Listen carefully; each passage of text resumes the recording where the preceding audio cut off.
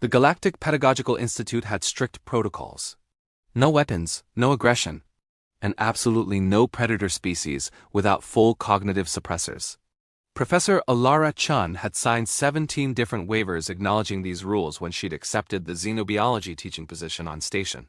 Kepler 442b. She'd broken every single one of them the day she found Rexy. The cub had been huddled behind the waste recycler in Corridor 7 Alpha, covered in grime and shaking so violently that her bioluminescent stripes flickered like a dying star. Rexy was of Vrakan apex predators from the death world of Skarn 4, standing even at juvenile size, nearly 4 feet tall with retractable claws that could shred titanium and teeth designed to crush bone. Alara had crouched down, ignoring every survival instinct screaming at her to run, and offered the terrified cub a protein bar from her lunch. "Hey there, little one," she'd whispered. "You look hungry. That had been 6 months ago." Now Rexy sat in the front row of Ilara's comparative anatomy class, taking meticulous notes with a stylus gripped carefully in her claws, her tail curled politely around her chair so it wouldn't trip anyone. The other students, mostly herbivorous Quillarians and the peaceful, crystalline lumens, had been terrified at first.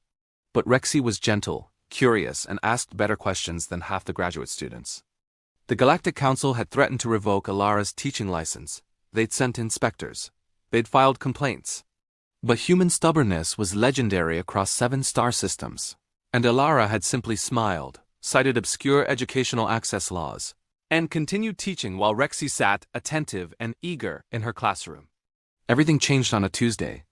Ilara was erasing equations from the holographic board when Rexy's head suddenly snapped toward the door, her ears flattening against her skull. A low rumble emanated from her chest, not aggressive, but alert. "Rexy, what's wrong?" Before the cub could answer, the classroom door exploded inward. 6 Vrakan cubs tumbled through the entrance in a cascade of fur, claws, and excited chirps. They were smaller than Rexy, their stripes still baby-bright, their movements uncoordinated with youth. Station security alarms immediately began shrieking overhead as the cubs bounded toward Ilara. "Mom! Mom! Mom!" The word came out in the common tongue, but with the distinctive chittering accent of Vrakan speech. All 6 cubs slammed into Ilara simultaneously, nearly knocking her off her feet.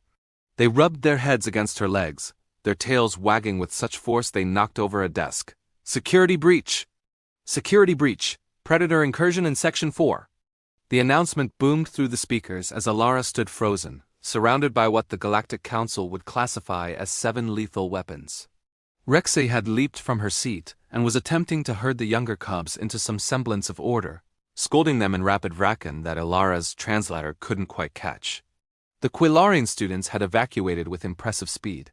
Through the windows, Ilara could see armed security teams assembling, their plasma rifles trained on her classroom. "Rexy," Ilara said carefully, her hands raised. "What's happening?" The eldest cub's ears drooped apologetically. "I'm sorry, Professor Chun, I may have told my littermates about you. Your littermates. And I may have mentioned that you give excellent head, scratches, and feed snacks," one of the smaller cubs added helpfully, looking up at Ilara with huge, luminous eyes. "And don't scream when we exist," another chimed in. Ilara felt something crack in her chest. These weren't monsters, they were children. Refugee children from a species that the civilized galaxy had deemed too dangerous to integrate, too violent to educate, too predatory to deserve compassion. "Attention, human educator," a voice boomed through external speakers. "Step away from the hostile entities. We are authorized to use lethal force." Ilara looked down at 7 pairs of eyes staring up at her. 7 cubs who had somehow escaped whatever holding facility the council had warehoused them in. 7 children who had traveled through a station full of species who feared them just to find the one person Rexy had told them about. The one person who hadn't screamed. She made her decision in an instant. "Commander," she called out, her voice steady, "stand down. These are my students." "Negative. Those are unregistered Vrakan juveniles." Protocol requires that all sentient beings in council space have access to education." Ilara interrupted, pulling up her datapad and projecting the relevant laws onto the classroom windows where security could see them. "I'm invoking Section 7 of the Educational Rights Charter. These cubs are under my protection as their designated educator. That law doesn't apply to predator species." "Actually," Ilara said, her voice taking on the lecturing tone that made even senior administrators nervous. It applies to all sentient species. The predator classification is a security designation, not an educational one. Unless you're claiming Bracken aren't sentient? There was a long pause. Through the window, she could see the security commander arguing frantically with someone off-screen, probably legal counsel who was confirming that the crazy human teacher was technically correct. This is irregular, the commander finally growled. Humanity specializes in irregular, Elara replied. She looked down at the cubs, who were watching the exchange with fascination. Now then, I believe introductions are in order. Over the next hour, while security maintained a very nervous perimeter, Elara learned their names.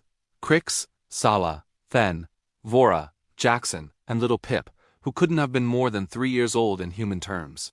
They were siblings, separated from Rexy during the Council's Predator Containment Initiative, which was apparently bureaucratic speak for rounding up scared children and locking them in sterile holding cells. By evening, Elara had filed the paperwork. All 7 cubs were now officially enrolled as her students. The Council was in an uproar. The station administrator was having what humans called a meltdown. But the laws were clear, and Elara had 3 advanced degrees in xenobiology and a minor in galactic law specifically for moments like this. That night, in her small quarters, Elara sat surrounded by 7 Bracken cubs who were supposed to be apex predators. They were curled up around her, some doing homework, others already asleep. And little Pip was purring while Elara scratched behind her ears. Rexy looked up from her anatomy textbook. Professor Chun? Yes, Rexy? Thank you for not being afraid of us. Elara smiled, running her fingers through the cub's fur. You know what the secret is? Humans come from a death world too. We know what it's like when people see teeth and claws before they see the person underneath. Is that why you helped me? I helped you because you were a scared kid who needed someone to care. Elara looked around at all 7 cubs, her 7 cubs now. And apparently that makes me mom. Is that okay? Sala asked nervously. Elara felt tears prick her eyes. Yeah, kiddo. That's more than okay. Outside, the galaxy could panic all it wanted. But in this small corner of the universe, 7 predator cubs had found what every child deserved. Someone who saw them as worth protecting. Even if the galaxy thought she was crazy for it. Especially because of that,